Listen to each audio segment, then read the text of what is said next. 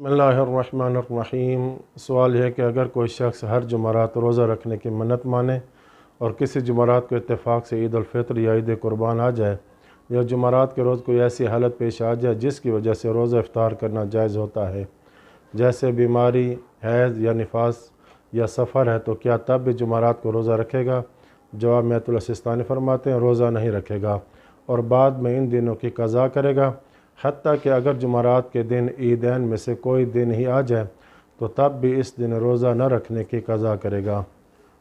और दूसरी बात यह कि अगर कोई शख्स किसी मुअय्यन दिन रोज़ा रखने की मन्नत माने और फिर जानबूझकर रोज़ा न रखे या रख कर जानबूझकर तोड़ दे तो इस पर क़ज़ा के साथ कफ़ारा भी देना वाजिब होगा।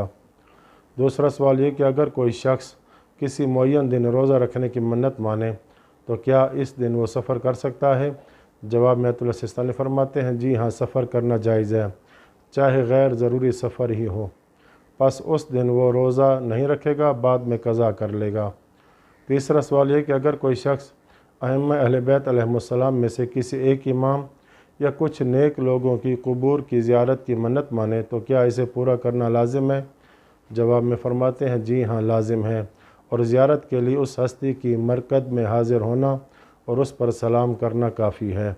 और अगर कोई किसी मखसूस इमाम की ज़ियारत की मन्नत माने तो इसकी जगह किसी दूसरे इमाम की ज़ियारत करना काफ़ी नहीं है, अगरचे किसी दूसरे इमाम की ज़ियारत अफजल ही क्यों ना हो।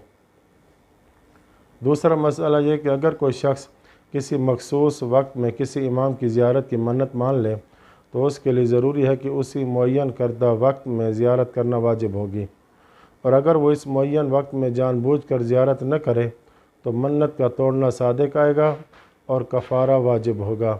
लेकिन क्या मन्नत की क़ज़ा भी वाजिब होगी या नहीं, इसमें दो राय हैं, जबकि सही राय मन्नत की क़ज़ा का वाजिब न होना है।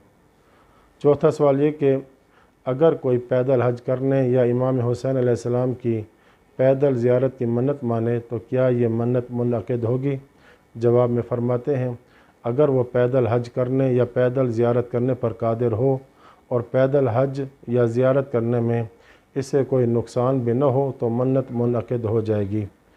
बस अगर वो पैदल चलने पर कादिर होने के बावजूद वो सवारी पर हज या ज़ियारत करे तो अगर इसकी मन्नत मुतलक हो, यानी इसका कोई वक्त मुअय्यन न हो, तो दोबारा पैदल हज या ज़ियारत करे।